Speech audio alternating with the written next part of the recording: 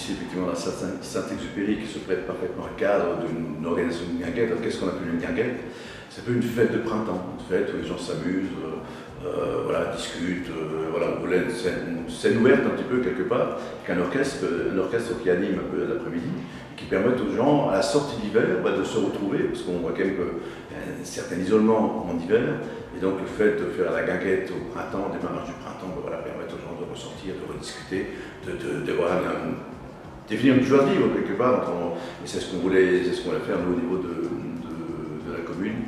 Donc en suppléance un petit peu de la fête des personnes âgées qu'on faisait au période de Noël, et qui est une période très saturée, l'action contrepartie va offrir une après-midi de ce type-là. Ok, donc une journée conviviale où tout le monde se retrouve pour marquer la fin de l'hiver et le début du printemps. C'est exactement ça, c'est un petit peu, voilà, les gens viennent en toute décontraction, le personnel communal, les adjoints, les élus font le service, voilà, c'est aussi un moment de rencontre.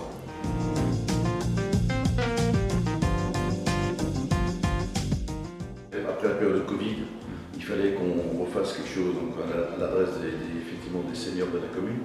Et donc c'est là qu'elle est venue l'idée de la guinguette. Donc c'est donc la troisième année qu'on réitère cette petite manifestation, voilà, qui effectivement en plus aujourd'hui le temps n'est pas terrible, donc ça permet d'assurer une bonne transition.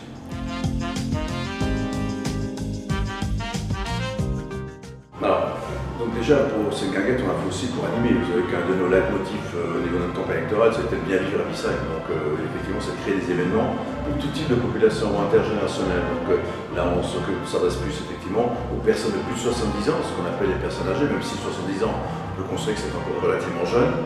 D'ailleurs, on voit bien, puisque la piste de danse est occupée, et largement occupée. Donc voilà, c'est quelque part une animation supplémentaire qu'on veut à l'adresse de tout le monde. On fait bien des choses pour les jeunes, des choses pour les ados, au travers de la médiathèque, des personnes âgées au travers de différentes manifestations. Voilà, c'est un élément d'animation du village qui nous paraît important de conserver.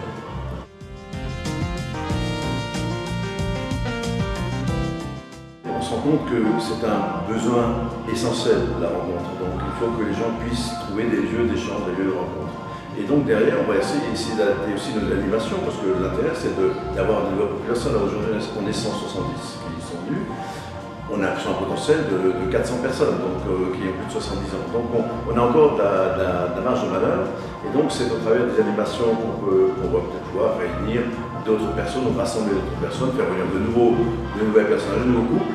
De nouveaux seniors, je ne sais pas plus ça personne âgée, pardon.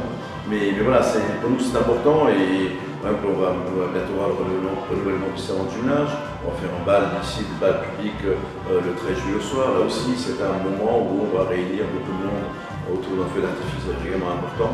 Donc voilà, ce serait des marqueurs comme ça dans l'année, des grosses fêtes de ce type. Très bien, merci beaucoup, monsieur le maire. Service.